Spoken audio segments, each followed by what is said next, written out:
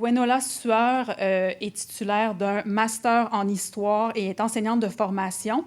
Elle a intégré l'association française SOS Les Mamans, où elle a travaillé jusqu'à tout récemment. Donc, une association au sein duquel elle écoutait les mères séparées. Elle a offert des formations, de la recherche sur les stratégies des agresseurs et elle a développé une expertise sur le continuum des violences et le contrôle coercitif et la violence post-séparation.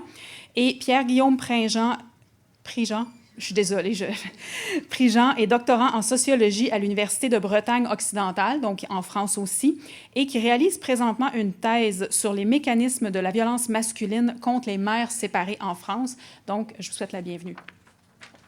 Bonjour à toutes. Nous vous remercions donc pour cette invitation à participer à ce forum sur l'aliénation parentale afin d'y présenter la situation française. Nous allons vous présenter un tableau historique et sociologique de l'usage de l'aliénation parentale en France à l'encontre des mères séparées et divorcées et de leurs enfants. Pour cette recherche, nous avons utilisé des articles des principaux experts pro-SAP en France, ainsi que de leurs détracteurs. Nous avons étudié la jurisprudence. Nous avons également consulté des expertises qui posaient le diagnostic d'aliénation parentale. Nous nous sommes également servis des recherches que nous avons menées ces dernières années sur les groupes de pères divorcés et séparés en France, nos sources étant majoritairement leur production, leurs articles à eux-mêmes et les articles de presse les concernant. D'autre part, nous avons également réalisé une courte recherche exploratoire basée sur des entretiens auprès de mères séparées accusées d'aliéner leur enfant. Nous allons continuer ces entretiens ces prochains mois. Nous allons vous en présenter aujourd'hui les premiers résultats. Les groupes de pères séparés et divorcés ont été une des courroies de transmission du syndrome d'aliénation parentale en France. L'acte fondateur de ces associations masculinistes est un double filicide. L'association DIDEM, Défense des intérêts des hommes divorcés de leurs enfants mineurs, est créée fin 1969 par Marc Droulez dans le sillage des meurtres de 2 enfants par leur père, André Fourquet, en février 1969 à Cestas. Des professionnels du droit et des avocats entrent alors en force dans l'association. Une première scission donne naissance au mouvement de la condition masculine et paternelle. SOS Papa est créé en 1990.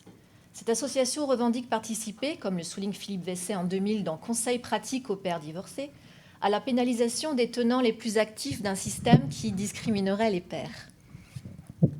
Dès leur création, ces militants souhaitent obtenir des jurisprudences et utilisent le droit pour défendre leurs intérêts. Le livre noir du divorce du DIDEM, publié en 1973, est composé de jurisprudence et de témoignages. L'ouvrage Conseils aux pères divorcés de Philippe Vesset offre des conseils juridiques précis. Ces activistes s'opposent en parallèle aux avancées des droits des femmes et insistent sur le fait que les mères ne doivent pas pouvoir s'éloigner géographiquement de leur ex-conjoint, proposant même des représailles en cas de déménagement. L'identité collective des groupes de pères divorcés et séparés s'est construite également par l'emploi d'un jargon spécifique, antiféministe et misogyne. Les femmes sont présentées comme manipulatrices et vénales. Ils militent activement pour l'imposition de la garde partagée, qui leur permet de garder un contrôle sur leur ex-conjointe et leurs enfants et les assigner à résidence. Internet a joué un rôle clé dans la multiplication des groupes de pères séparés en facilitant la formation des groupes, en permettant la communication entre eux et la publicisation de leurs causes. Ce phénomène n'est pas propre à la France. Internet les aide également au niveau du lobbying juridique auprès des ministres, auprès des députés et sénateurs. Le 15 août 1996, l'affaire Dutroux éclate en Belgique. La société découvre l'existence des tortures sexuelles et des meurtres d'enfants au cœur de l'Europe. Au mois d'août 1996 a lieu à Stockholm le premier congrès international sur l'exploitation sexuelle des enfants. Des médias français sensibilisent les familles aux signes de souffrance des enfants victimes d'agressions sexuelles. Ils sont si efficaces dans la description des symptômes qu'une vague de demandes de consultation médicale d'enfants déferle le premier trimestre 1996 en France. Catherine Bonnet, pédopsychiatre à Paris, est ainsi submergée de demandes à partir de septembre 1996. Ils sont seulement une dizaine de psychiatres à Paris à avoir été formés au dépistage et à la psychothérapie d'enfants victimes. Comme Catherine Bonnet a une expérience périnatale, ses collègues lui adressent les très jeunes enfants. En février 1997, elle reçoit une première plainte au Conseil de l'ordre des médecins, suivie d'une seconde plainte un mois plus tard. Elle devient la cible d'un acharnement procédural et médiatique. Sur les 4 premières plaintes, 3 émanent des membres de SOS Papa, qui visent à la harceler et à la condamner au niveau pénal et disciplinaire. Catherine Bonnet est dénigrée dans la presse au travers du collectif des Pères de Pontoise. Le collectif des Pères de Pontoise est composé d'hommes s'estimant victimes de fausses accusations de violences sexuelles dans le cadre des procédures de divorce. Ils sont une quinzaine et leur particularité est que leur affaire a été traitée dans la juridiction du tribunal de Pontoise. Entre 1998 et 2001, ils parviennent à faire condamner 4 médecins, dont Catherine Bonnet. Ils exigent également des poursuites disciplinaires à l'ordre des avocats, à l'encontre de l'avocate de leur ex-conjointe, Sylviane Mercier, qui a soutenu 12 mères. Ce collectif est activement soutenu par SOS Papa et la Fédération des mouvements de la condition paternelle. Début 1999, ils mettent la pression pour que les enquêtes préliminaires en France soient réalisées en moins de 100 jours. Ils mettent la pression pour que les condamnations pour non-présentation d'enfants soient systématiques, que soient multipliées les poursuites judiciaires à l'encontre des médecins et des avocats qui soutiennent les mères. À la Fédération des mouvements de la condition paternelle, tous les lundis, une commission pour accueillir ces pères faussement accusés a lieu pour les soutenir. Dans la presse nationale, des articles sont consacrés à ces collectifs. Un reportage télévisé passe dans Envoyé spécial à la télé. Un dossier spécial du journal L'Express du 15 avril 1999, intitulé « L'arme du soupçon d'inceste », revient sur ces fausses accusations évoquant des centaines de cas de pères. Le secrétaire général de la Fédération des mouvements de la condition paternelle, Stéphane Ditchev, explique qu'il s'agit d'une arme ultime, la bombe atomique des divorces conflictuels qui permet à coup sûr d'éloigner pour très longtemps l'ex-conjoint des enfants. L'article annonce des statistiques hautes, à savoir que près de 50% des dénonciations dans un contexte de conflit parental seraient imaginaires ou forgées de toutes pièces. Le journaliste précise, s'appuyant sur la sociologue et féministe Evelyne Soulreau, marraine de SOS Papa, que ce chiffre serait de 30% et concernerait des enfants entre 2 à 5 ans. Le psychologue Hubert van Gisegem est présenté comme le spécialiste mondial de la question. Le journaliste reprend son argumentation sur les accusations mensongères qui auraient des conséquences aussi graves pour l'enfant que les abus réels. L'article de l'Express présente enfin le syndrome d'aliénation parentale. Les psychiatres américains ont défini un syndrome d'aliénation parentale, caractéristique de l'enfant du divorce qui, traumatisé par la disparition du second parent, a peur de perdre le lien avec celui qui en a la garde et se range corps et âme de son côté, en dénigrant systématiquement l'autre conjoint. Le collectif des Pères de Pontoise, allié au lobby des associations de pères divorcés et séparés, fait pression auprès des magistrats, du gouvernement et des législateurs. Non seulement ils attaquent les avocats et les médecins, mais aussi les féministes. Par exemple, ils organisent une action spectaculaire au colloque « Faire valoir en justice les droits des femmes victimes de viol » organisé le 22 janvier 2002 par la délégation régionale des droits des femmes, où étaient présentes d'ailleurs Sylviane Mercier et Catherine Bonnet. Ils y diffusent plus de 800 tracts où ils expliquent que 92% des accusations portées dans le contexte de séparation sont fausses. Le lobby masculiniste œuvre en parallèle à influencer les législateurs qui travaillent sur un projet législatif qui donnera naissance à la loi de mars 2002, dite loi SOS Papa, sur l'exercice conjoint de l'autorité parentale. Cette loi permet l'imposition de la résidence partagée à des femmes victimes de violences conjugales et favorise le contrôle coercitif post-séparation. Catherine Bonnet, poursuivie au pénal et au disciplinaire pour 6 plaintes, sera condamnée à 9 ans et 1 mois d'interdiction d'exercer la médecine, dont 3 ans pour avoir rédigé des signalements. Au bout de 8 ans de procédure, ruinée, forcée à l'exil en Europe, elle demande en mai 2004 l'intervention de Juan Miguel Petit et Hila Gilani, rapporteur spécial de l'ONU, pour que les dernières poursuites contre elle soient annulées. Elle obtient un non-lieu. Catherine Bonnet estime à 200 les médecins qui se font poursuivre et sanctionner par le Conseil de l'Ordre entre 1997 et 2003. Le rapporteur spécial de l'ONU, Juan Miguel Petit, avait visité la France en novembre 2002 dans un contexte assez particulier où des mères françaises avaient fui le pays pour protéger leurs enfants. Juan Petit publie 2 rapports. Il y fait remarquer qu'un examen approfondi de certaines des raisons pour lesquelles les parents divorçaient a révélé l'existence d'abus systématiques au sein de la famille, y compris des violences contre la mère. En conséquence, peut-être serait-il plus exact d'envisager la question des abus sexuels comme étant l'une des raisons, sinon la principale, du divorce. Juan Petit confirme l'existence de carences dans la prise en charge judiciaire des enfants. Il note qu'il semblerait que l'enfant ne soit pas entendu dans la quasi-totalité des cas. Les associations féministes dénoncent ces dysfonctionnements.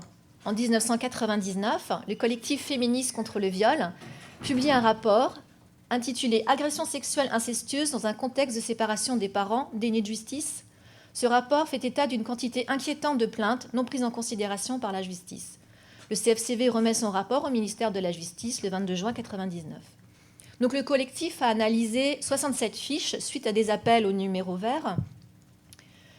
Donc des fiches, des appels qui ont eu lieu entre 96 et 98. 88% des victimes ont moins de 7 ans, 22% ont moins de 3 ans et savent à peine parler. 78% des victimes sont des filles, 90% des agresseurs dénoncés sont des pères. Lorsque la révélation des violences sexuelles a lieu après la séparation, la justice n'y voit que manipulation de la mère pour supprimer, a posteriori, les droits de visite et d'hébergement accordés aux pères. La suspicion de la police et de la justice dans ce contexte de séparation est telle que les agressions sexuelles sont rarement reconnues et condamnées. Par contre, de 96 à 98, non seulement les plaintes en l'encontre des mères pour non-représentation d'enfants augmentent, mais un tiers des mères sont poursuivies et condamnées.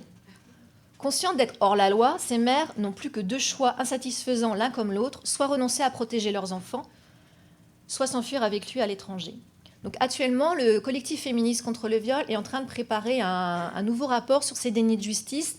Donc moi, je leur avais demandé s'il était possible de me remettre le rapport pour aujourd'hui, mais là, elles n'ont pas eu le temps. Donc il sera publié sur Internet prochainement. À Lyon, en mai 1999, une mère est incarcérée à la maison d'arrêt de Montluc pour non-présentation d'enfants. Elle n'y séjournera que 15 jours. Des personnes se mobilisent et la contactent. Pour réagir à ces dénis de justice, des militants, dont le sociologue Léo Thiers-Vidal et des maires, fondent le comité Mères en lutte contre les viols incestueux. Mères en lutte organise une conférence débat le 21 janvier 2000 avec Catherine Bonnet. Léo Thiers-Vidal traduit avec Hélène Palma et Martin Dufresne des articles comme ceux de Marianne Esther afin de démontrer que les dénis de justice sont un phénomène mondial. Il dénonce les théories et l'influence d'Hubert van Giesegem. En 2004, dans un article publié dans Le Monde diplomatique, Christine Delphi explique « Des groupes de pression agissent de façon souterraine en formant des experts qui témoigneront devant les tribunaux, en écrivant des livres de psychologie où les avocats des hommes violents et des pères incestueux, ainsi que les auteurs d'ouvrages backlachiens, puisent leurs arguments. » Elle précise « Ils argumentent volontiers sur de fausses allégations des enfants ou encore sur le syndrome des faux souvenirs. » Autant d'expressions popularisées dans les tribunaux et les écoles nationales de la magistrature en France par les experts Hubert van Giesegem et Paul Bensoussan, que Pierre Guillaume va maintenant vous présenter.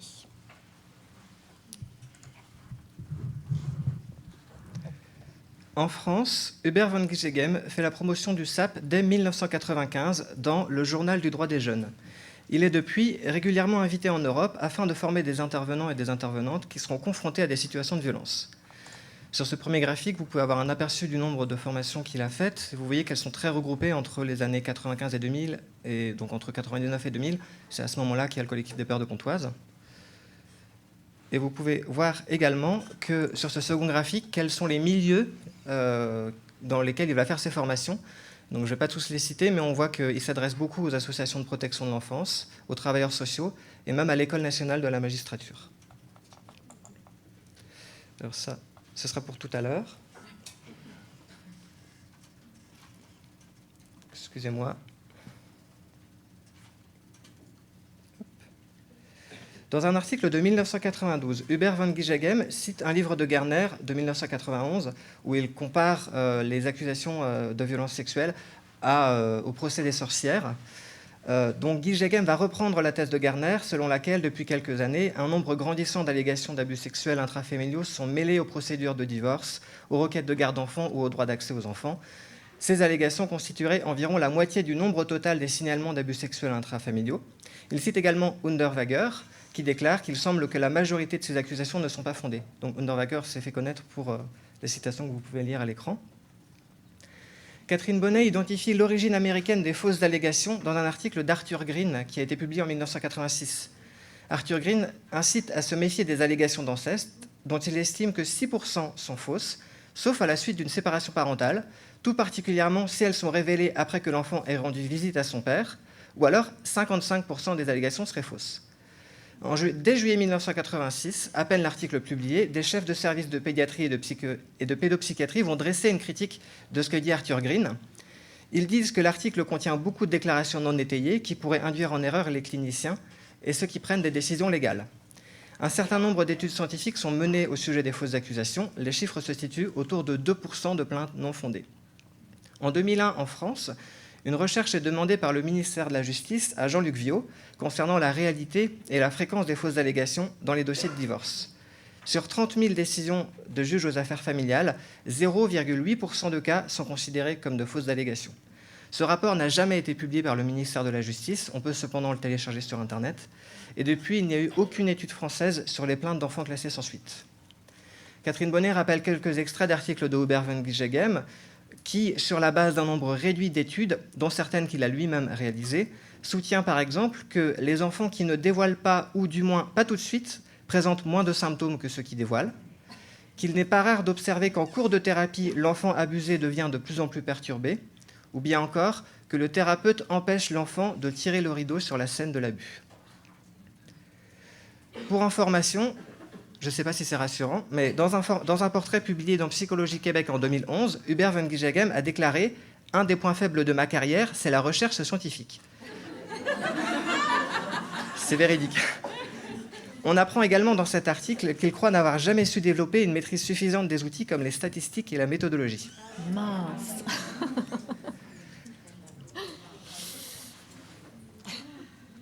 Paul Bensussan est psychiatre, expert agréé par la Cour de cassation et par la Cour pénale internationale. Il réalise encore aujourd'hui des expertises dans les tribunaux de la famille. Il reprend en France dès 1999 les théories de Hubert van Gijeghem, que ce soit à des colloques où il est invité par l'association SOS Papa pour évoquer les fausses délégations d'abus sexuels, ou bien dans son ouvrage L'inceste, le piège du soupçon. De manière générale, les sources de Bensussan sont très peu nombreuses et majoritairement controversées.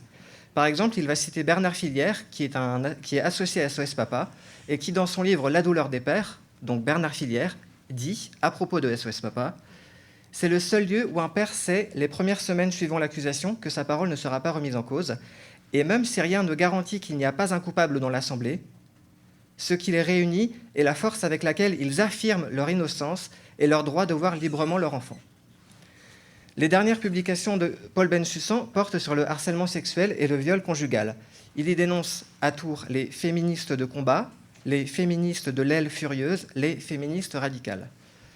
Dans son article de 2009, pourtant publié dans une revue scientifique, il n'hésite pas à attaquer Hélène Palma en tant que féministe radicale. Hélène Palma a dénoncé l'insistance de Paul Bensussan et de Hubert van Gijeghem à parler des fausses accusations, avec le risque de laisser croire finalement que toutes les accusations sont fausses. Dans les derniers articles de Bensussan qui sont consacrés au syndrome d'aliénation parentale, on est d'abord frappé par le fait que leur contenu est vraiment très similaire, que des phrases sont reprises 10 ans après sans aucune modification. Bensussan reprend sa définition du SAP de 2009 dans tous ses articles suivants. Il dit que le SAP est toute situation dans laquelle un enfant rejette un parent de façon injustifiée, à tout le moins non explicable, par la qualité antérieure de la relation. Il reprend également de façon identique des définitions et critères apportés par Gardner en 1992. Il ne fait état d'aucune analyse des propres cas qu'il a rencontrés. Gardner et Gijeghem, clairement ou à demi-mot, ont consenti à reconnaître que des situations dans lesquelles les violences ont bien été commises sur l'enfant ne relevaient pas de situation de syndrome d'aliénation parentale. Dans la théorie du syndrome d'aliénation parentale, en effet, le rejet d'un parent par l'enfant doit être injustifié. Et certes, Gardner, Gijeghem et Bensussan concèdent que la maltraitance justifie un tel rejet. Concèdent parce que ce n'est pas au centre de leurs articles. Et justement, c'est le problème, parce que dans leurs interventions, ou bien dans l'esprit des personnes qui vont s'intéresser à l'aliénation parentale, étant donné que c'est considéré comme un détail, ça peut conduire à ce que des gens interprètent toujours l'hostilité d'un enfant pour un parent comme de l'aliénation parentale et pas comme de la maltraitance. Ces définitions et ces approches sont encore moins claires lorsque, dans l'un de ses derniers articles, Bensussan déclare qu'il existe des concepts frontières au syndrome d'aliénation parentale dans le DSM-5. Il parle par exemple du syndrome de Munchausen par procuration, ou trouble factif imposé à autrui. En France, le magistrat Édouard Durand constate que ce syndrome de Munchausen par procuration tend à remplacer le syndrome d'aliénation parentale dans les tribunaux de la famille. Oui. Et justement, en fait, ce syndrome, c'est un syndrome où en fait, la mère on dit que la mère empoisonne son enfant. Et donc, une interprétation extrêmement large et très peu rigoureuse de ce syndrome peut être utilisée du coup dans les tribunaux de la famille. Et il faut savoir que le syndrome lui-même est controversé parce que le pédiatre et expert judiciaire anglais qui l'a identifié, Roy Meadow, a diagnostiqué de ce syndrome des mères qui ont d'abord été condamnées pour homicide d'enfant, puis ensuite acquittées. Bensussan déclare également que les sévices psychologiques faits aux enfants sont un concept frontière du SAP. Donc, à déclarer cela, le risque est que les violences psychologiques contre les enfants finissent par être réduites aux seules situations supposées d'aliénation parentale. Donc on voit bien que l'enjeu peut être de faire confondre violence et aliénation parentale. En résumé, Hubert van Giegem comme Paul Bensussan ont tenté de donner un vernis scientifique à la théorie pseudo-scientifique qu'est le SAP, qui subsiste aussi grâce aux multiples pressions qui visent à faire reconnaître ce SAP. Paul Bensussan, lui, évoque des pressions politiques qui ont pesé en défaveur de l'inscription au DSM-5 du SAP, mais il n'évoque pas que, par exemple, hier, des manifestations ont lieu à travers tout le monde au cours de la Journée mondiale contre l'aliénation parentale. Il y a eu des manifestations aussi en France. Très brièvement, on va évoquer aussi l'affaire d'Outreau. C'est une affaire pénale d'abus sexuels sur mineurs qui concerne des faits qui se sont déroulés entre 1997 et 2000. Elle a donné lieu à plusieurs procès. Paul Bensussan y a été cité comme expert par la défense, mais n'a jamais examiné les enfants. On présente cette affaire comme un fiasco judiciaire où la parole des enfants a été sacralisée. Mais par la suite, 12 enfants ont été reconnus par la justice victimes de viols, d'agressions sexuelles, de corruption de mineurs et de proxénétisme. Parce qu'en France, je ne sais pas si c'est pareil ici, mais il peut y avoir des situations dans lesquelles les auteurs présumés ne sont pas considérés comme coupables, mais où pour autant les victimes avaient les marques suffisantes pour se faire reconnaître comme victimes par un autre tribunal. Et donc, si vous souhaitez en savoir plus à ce sujet-là, sur Outreau, nous vous invitons à lire les travaux de Marie-Christine Grison. Et on soulignera aussi qu'une commission d'enquête chargée de rechercher les causes des dysfonctionnements de la justice dans l'affaire dite d'Outreau et de formuler des propositions pour éviter leur renouvellement a été ouverte en 2005.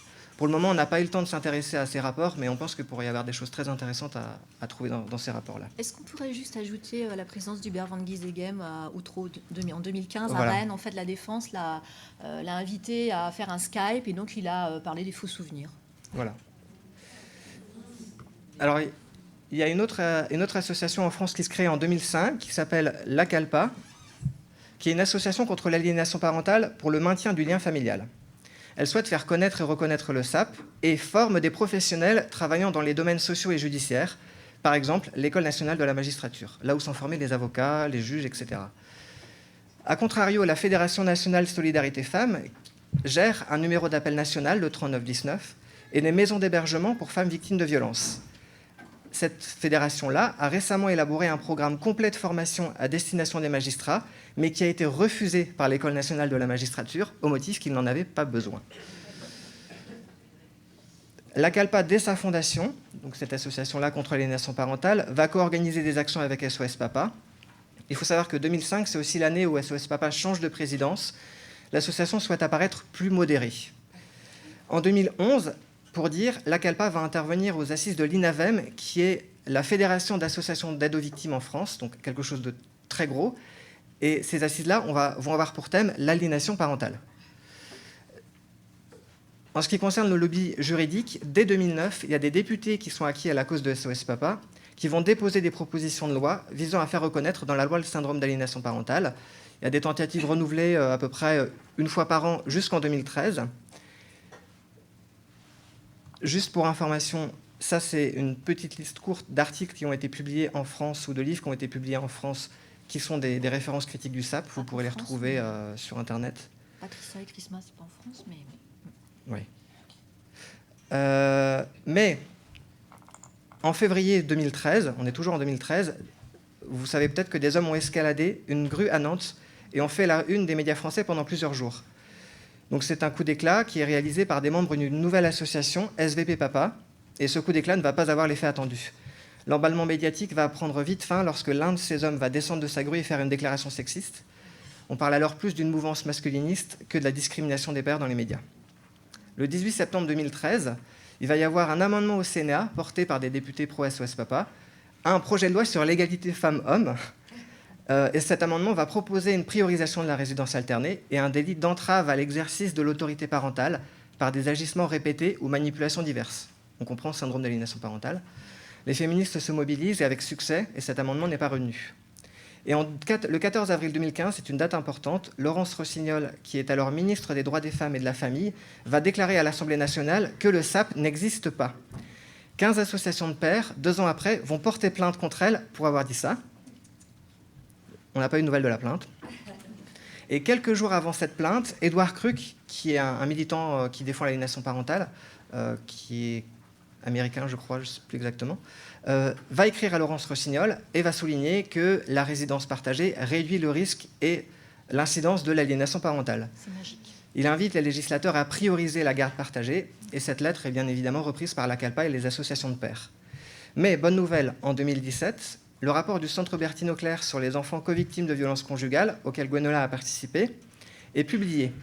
Ce rapport est très riche, mais il rappelle notamment l'action 58 du 5e plan de mobilisation et de lutte contre toutes les violences faites aux femmes en France, qui est, cette action-là, informée sur le caractère médicalement infondé du syndrome d'aliénation parentale. Donc en France, c'est reconnu que l'aliénation parentale est infondée scientifiquement. Je vais juste ajouter quelque chose. On a regardé les jurisprudences, on a accès à des sites internet. Et il y a une jurisprudence quand même qui a reconnu en cour de cassation le syndrome d'aliénation parentale. Donc sur les sites masculinistes, on retrouve cette jurisprudence, ils invitent les papas à l'utiliser, etc. Donc les entretiens. On n'a pas de données en France sur les transferts de garde aux hommes violents. Nous n'avons pas de données en France sur les transferts de garde aux hommes violents. Nous savons juste que dans les cas de désaccord, le juge fixe 2 fois plus de résidence chez le père que dans les cas d'accord. On n'a pas non plus d'études quantitatives et qualitatives sur l'utilisation du syndrome d'aliénation parentale, hormis des estimations d'1 ou 2 associations.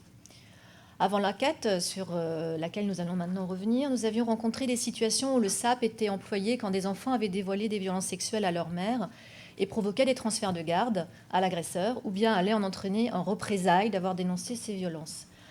Patricia Romito explique que les motivations aux violences post-séparation se regroupaient en 3 catégories. Les représailles, justement, et la vengeance, le rétablissement de la situation de pouvoir et de contrôle, la tentative de forcer une réconciliation qui permet le rétablissement du contrôle. Nous nous servons tous les deux du modèle de la stratégie de l'agresseur qui a été initiée par Marie-France Casalis du collectif féministe contre le viol. Donc l'agresseur organise ses agressions en fonction de 5 priorités. Il va d'abord isoler la victime, il va ensuite la dévaloriser, la traiter comme un objet. Il va inverser la culpabilité.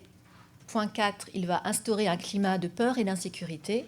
Point 5, il va agir en mettant en place les moyens d'assurer son impunité. Et c'est là où il va se servir des tribunaux de la famille, des travailleurs sociaux, etc. Nous travaillons également avec le modèle du contrôle coercitif. Dans notre pratique de terrain, nous avons constaté que les femmes étaient accusées d'être folles ou manipulatrices, peu importe le type de violence qu'elles dénonçaient. Donc on a souhaité approfondir le phénomène et on a réalisé des entretiens de mi-janvier à mi-mars 2018 suite à des annonces passées sur des réseaux sociaux, Twitter, Facebook, à partir de nos comptes personnels ainsi qu'un compte militant qu'un de nous 2 gère. On se présente comme 2 chercheurs militants en histoire et en géographie, en sociologie. Nous ne précisons pas nos noms et prénoms pour éviter des attaques ad nominem des militants masculinistes qui ont à plusieurs reprises, ils ont repéré l'annonce et l'ont critiquée. Nous souhaitons mener des entretiens avec des mères accusées de syndrome d'aliénation parentale ou autres syndromes. Quand le format de l'annonce nous le permet, on précise que nous souhaitons réaliser des entretiens semi-directifs par téléphone ou en face à face.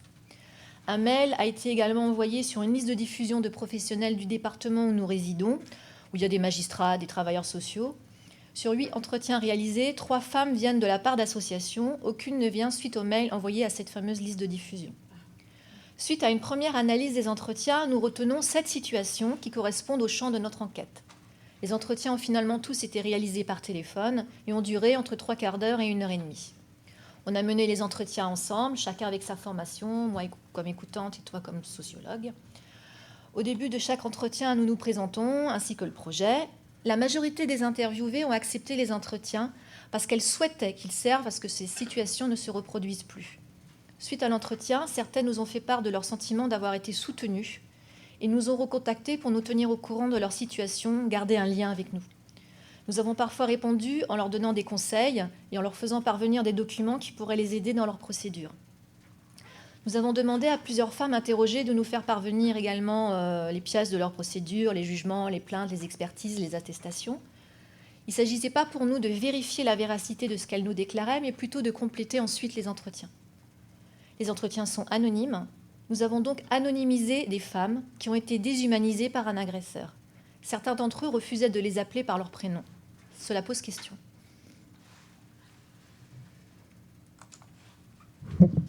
Alors, est-ce que le tableau est lisible à peu près? Voilà. Donc, les mères se sont séparées ou ont divorcé de leurs compagnons entre 2009 et 2016. Les situations rencontrées concernent pour la plupart des enfants très jeunes qui ont moins de 2 ans à la séparation et moins de 7 ans aujourd'hui. Toutes les femmes que l'on a interviewées ont été victimes de violences conjugales qui ont continué ou qui se sont aggravées à la séparation. Elles ont toutes subi des violences psychologiques, des formes de contrôle comme l'isolement, des critiques de leur capacité maternelle, et parfois les enfants ont été utilisés pour contrôler la mère. Pour les enfants, ce sont d'abord des violences psychologiques et des négligences qu'ils subissent, ainsi que de l'exposition à la violence conjugale. Le père cherche à les isoler de leur mère, voire la dénigre ouvertement. Les plaintes concernant les violences faites aux enfants déposées par les mères ont toujours été classées.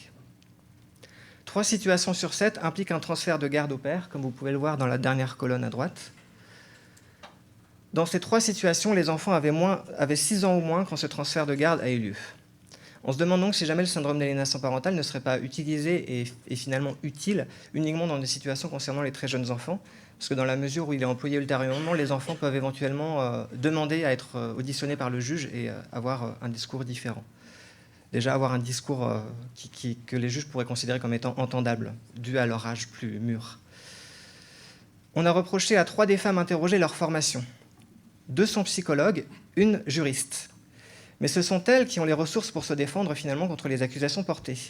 Aucune d'entre elles n'a vécu de transfert de garde, même si pour l'une d'entre elles, le fait que ces plaintes concernant l'enfant aient été classées, qu'elle ait été condamnée pour non-présentation d'enfant et que le père instrumentalise fortement les institutions, aurait pu entraîner un tel transfert de garde. Ça, c'est les situations E2, E3 et E5. Dans une autre situation similaire, où la mère de l'enquêté est assistante sociale, le père, qui ne souhaite pas la garde complète, mais la garde partagée, est policier. Il peut demander à ses collègues d'appeler la mère pour la harceler, et malgré ce moyen de pression, il n'est pas parvenu à obtenir une résidence alternée. Donc c'est la situation E6. Dans un autre cas, un transfert de garde a eu lieu alors que la mère n'avait déposé aucune plainte et ne s'est jamais abstenue de présenter l'enfant au père. C'est une enquête sociale dans laquelle elle est décrite comme angoissée et fusionnelle qui va amener le juge aux affaires familiales à transférer la résidence chez le père. C'est la mère E4. Dans 2 autres situations, les plaintes concernant les enfants ont été classées et il a été reproché au maire de ne pas avoir, pendant une certaine période, présenté les enfants au père. Dans un cas, les plaintes du père à ce sujet n'ont pas abouti à une condamnation, et dans l'autre, la mère a été condamnée suite à des plaintes abusives du père. La mère n'a jamais réalisé de non-présentation d'enfant, mais elle a été condamnée pour non-présentation d'enfant. Ces 2 situations sont des situations où justement les pères ont des stratégies d'instrumentalisation très fortes des institutions et où les mères n'ont pas les ressources pour se défendre. Dans les 2 cas, la garde donc a été transférée au père. Certaines des stratégies de contrôle utilisées par ces hommes sont donc des stratégies de contrôle où l'institution est instrumentalisée contre la mère. Dénonciation abusive aux services sociaux, plainte abusive pour non-présentation d'enfants, plainte contre les professionnels qui soutiennent la mère, réalisation de fausses attestations par des professionnels ou bien par des proches. À ce sujet des représailles contre les professionnels, il y a un réseau de thérapeutes dans la protection de l'enfance qui ont fait une enquête en 2015, il s'appelle le REPEA, auprès de professionnels. Et cette enquête a montré que les suspicions de violences sexuelles sur des enfants n'aboutissaient à une protection que dans 42% des cas quand les parents étaient séparés. 262 professionnels ont répondu. Et ces professionnels ont exprimé avoir subi des représailles quand ils dénonçaient des situations d'inceste. Depuis la loi du 5 novembre 2015, c'est une autre bonne nouvelle, initiée par Catherine Bonnet, les médecins sont désormais protégés quand ils font des signalements et a priori ne peuvent plus être poursuivis. Donc ce sont les femmes qui ont des ressources, qui ont des formations utiles pour contrer cette instrumentalisation, qui semblent s'en sortir le mieux, mais il est clair qu'on doit approfondir notre analyse en menant d'autres entretiens. Nous avons déjà quand même rencontré assez de situations pour nous permettre de dire qu'une accusation de SAP, qu'elle soit explicite ou implicite, ne suffit pas à elle seule à provoquer un transfert de garde et qu'il est donc parfois possible d'y résister. Oui, on voulait éventuellement analyser la suite du tableau, mais je pense qu'on n'aura pas assez de temps. C'est à toi. Toujours à toi. Donc pour terminer, nous avons vu dans les premières parties de notre intervention comment les travailleurs socio-judiciaires étaient formés au concept d'aliénation parentale. Cette théorie leur offre un récit entendable. Aux yeux d'une juge, alors que l'enfant a verbalisé des violences sexuelles et que l'enquête est en cours, c'est une analyse donc de son jugement, concernant la mère, Madame ferait obstruction à l'exercice des droits du père, la persistance de ces accusations est considérée préoccupante, elle refuse de prendre en compte la détresse psychologique de monsieur. La mère est dite aveuglée par sa position victimaire qui l'empêche de réfléchir sur son propre fonctionnement et les difficultés qu'elle suscite, reportant systématiquement la faute sur le père. Judith Herman, qui a comparé les expériences des différents types de victimes, des mauvais traitements à la maison au camp de concentration, nous rappelle qu'il est bien plus facile de se ranger du côté des bourreaux. Celui qui a subi des violences, en effet, nous demande d'agir, de prendre position. Tout ce que le bourreau nous demande, c'est de ne rien faire. Les principales stratégies du bourreau sont le secret et le silence. Quand cela n'est pas possible, il s'arrangera pour que personne n'écoute la victime. Si le témoin est isolé, la stratégie du bourreau est irrésistible. La vision de l'horreur est insupportable. Les stigmates collés à la victime semblent contagieux et surtout, prendre position nécessite de s'engager, d'agir et peut entraîner des coûts personnels et professionnels. Avant de conclure, nous voudrions vous faire entendre les mères que nous avons interrogées. Ne pas protéger mon enfant pour éviter d'aller en tôle, éviter d'avoir à donner de l'argent pour gratifier la maltraitance d'un père. Il a réussi à se faire de l'argent sur le mal qu'il a fait à son enfant, avec l'aval de la justice. Ou une autre, là c'est le père qui s'adresse à elle. T'es pas bien dans ta tête, tu vas pas bien, faut que tu te fasses aider. Même ta fille a peur de toi, de toute façon tu vas tout perdre. Elle dit aussi, j'ai une étiquette, et c'est une étiquette, quoi que je fasse, elle est là. Le récit de ces femmes illustre une citation extraite de l'Arraisonnement des femmes de Nicole-Claude Mathieu, publiée en 1985. Si les deux sexes sont socialement construits, ce n'est pas de façon symétrique. Objets de raisonnement réducteurs et réduites dans leur corps et dans leur raison, soumises à persuasion ou raisonnée de force, inspectées, contrôlées dans leur tête et dans leur ventre tel un navire, sa cargaison, son état sanitaire, son port d'attache, ainsi sont-elles créées femmes dans de multiples sociétés. Ainsi exerce l'Arraisonnement des femmes.